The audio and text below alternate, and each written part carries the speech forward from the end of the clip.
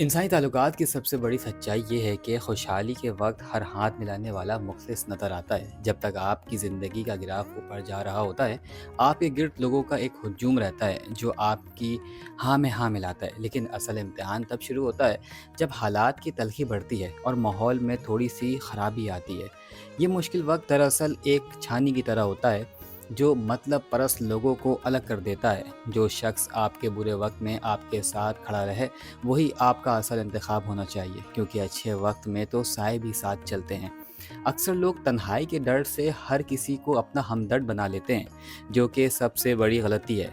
इंसान को शेर की तरह बावकार और खुददार होना चाहिए, जिसे इस बात से फ़र्क नहीं पड़ता कि इसके पीछे कितना बड़ा हुजूम है। अहम बात ये नहीं है कि आपके पास कितने लोग हैं, बल्कि अहम यह है कि वो लोग कितने खालिस हैं। अगर आपके गिर्द मौजूद लोग सिर्फ़ आसाइशों के साथी हैं, तो ऐसे हुजूम से अकेला होना हज़ार गुना बेहतर है। अपने मेयार को इतना बुलंद रखें कि सिर्फ़ वही लोग आपके करीब रह सकें जो तपती धूप में भी आपका साथ ना छोड़ें।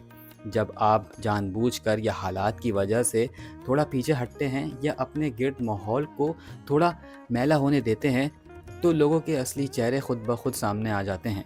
ये एक ऐसा तरीका है जिससे आपको पता चलता है कि आपकी ज़िंदगी में मौजूद लोग आपकी ज़ात से कितनी मोहब्बत करते हैं या आपके ओहदे या वसाइल से करते हैं।